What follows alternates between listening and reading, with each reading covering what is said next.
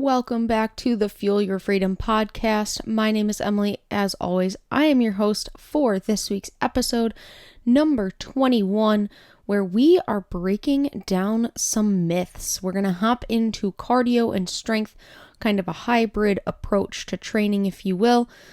Break down some of the old school line of thinking, perhaps where some of that truth might have come from.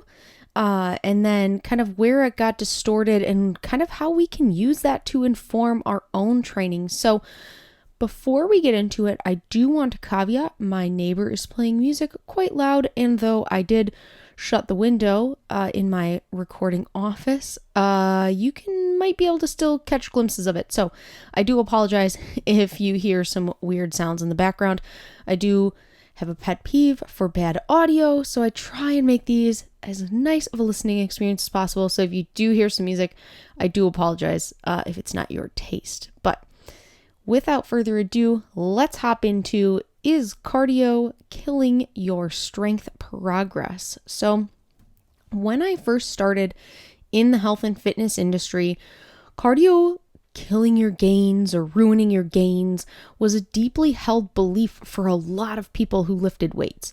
It was a super popular saying, trend, training principle that cardio was bad and cardio would take away from any strength progress you make, right? And honestly, even to this day, I'm not sure where it started. So when I did a quick Google search when I was preparing for this episode, I couldn't really find the first published thought, article, research study. I don't know where this originated from, but it was a very popularly held belief. This idea originally stems from the fact that cardio burns the remaining calories that should be used for muscle repair and muscle growth following a strength training session, right? Or if done before a strength training session, it uses all the energy that's stored within the muscles and the glucose and at that point glycogen that's stored within the muscles, so it's not available for us for strength training, right? So one of those two options.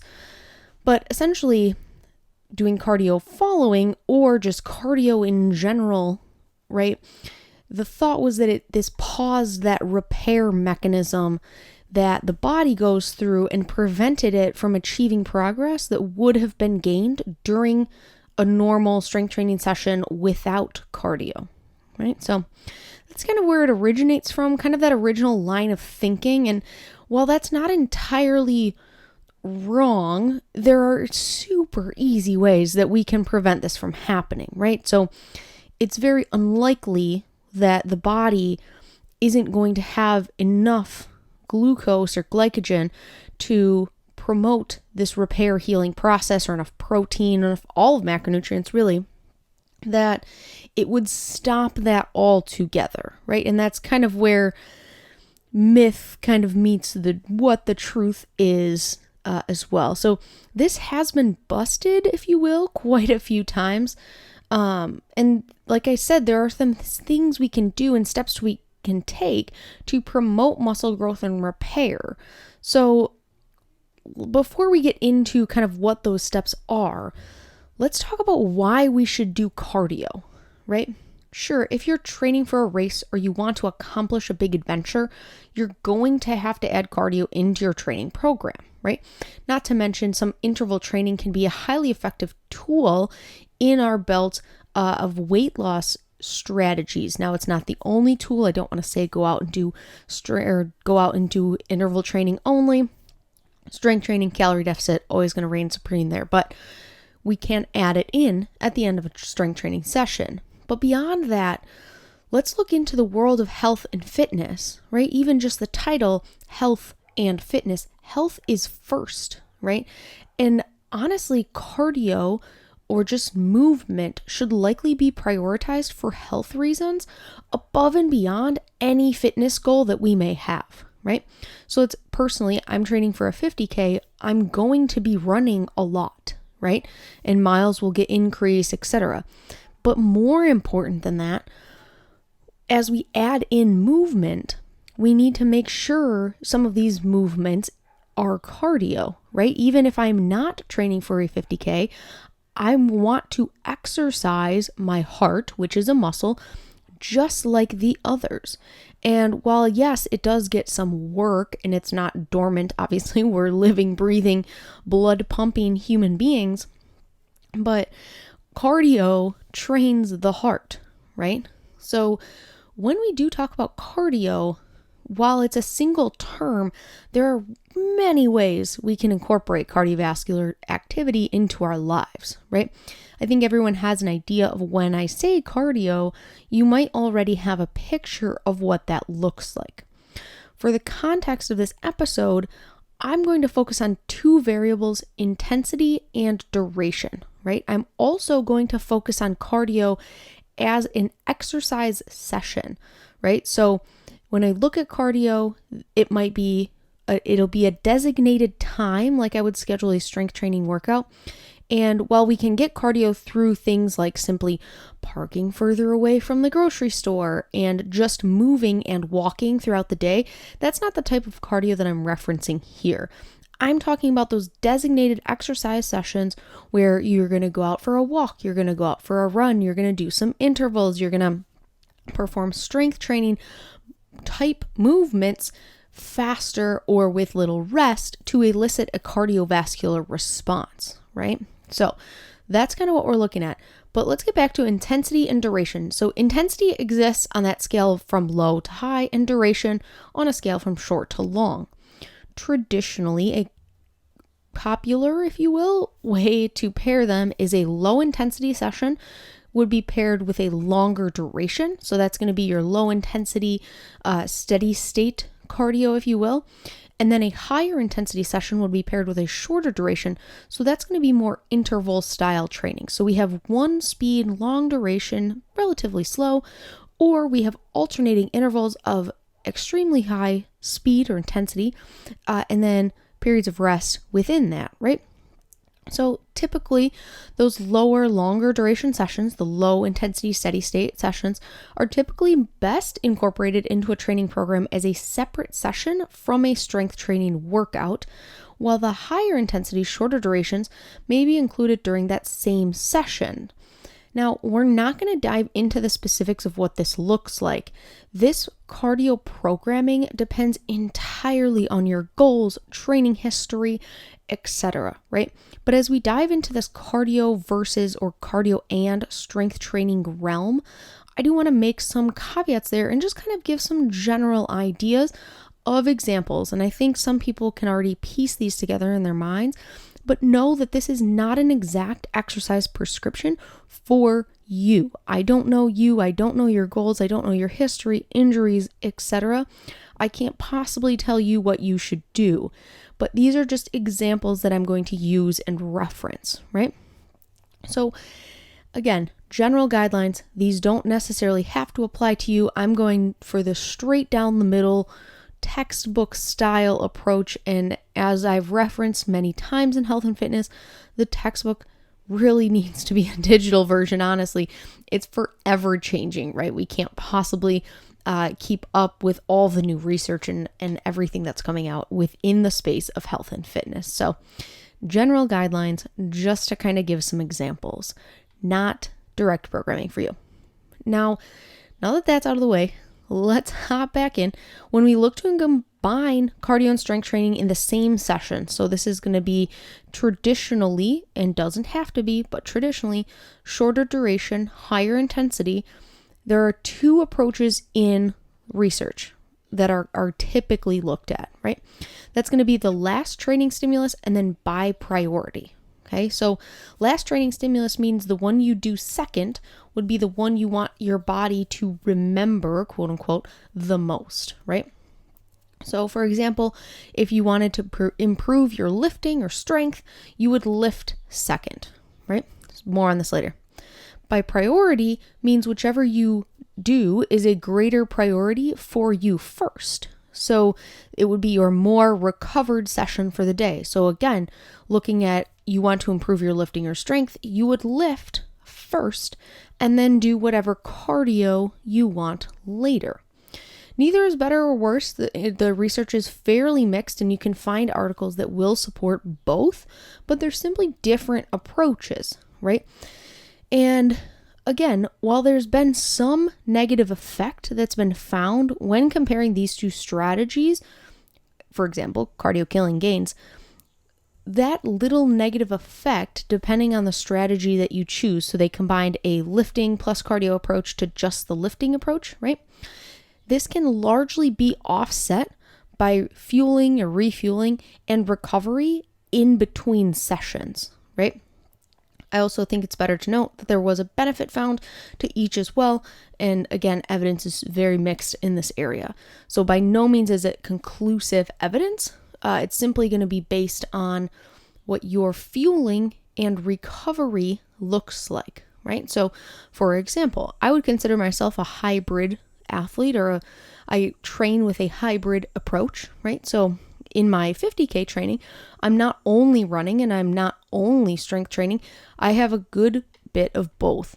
And as I kind of ramp into my running more and more as we get towards the end of October, my strength training will likely decrease just slightly, but I want to maintain as much of that as possible as I go, right? So there's a mixed approach here. Now, that being said, there are some days where I'll lift and run. Typically, those are my shorter run days, or I'll have some sort of hill or interval repeat work on those days, right? But there are days where I do both. Personally, I prefer to lift first and run second, right? I think my body, I prefer that. That is a personal preference. I also feel like my body performs better. But in the past, I've done it the opposite way, usually due to a schedule conflict where I have to get my run in the morning. And there are some days now where I might not fit that norm. I might have to just run early and lift later. But by and large, I try and do it lift first, run later. These two sessions, I do try and split up. I try and let my body rest, recover. I make sure I get in a protein shake, a nice meal, right? I have time in between to refuel. I really stay on top of my nutrition before, during, after, almost to a higher degree than on those days where I don't work out twice, right? So that recovery is important because it can offset any potential damage that I might see. Now, another caveat to this is if you are doing those longer 2-a-day sessions, you likely have a goal, right? So for me, my goal is a 50K. My goal is not to compete in a powerlifting meet and lift the heaviest deadlift I can possibly lift.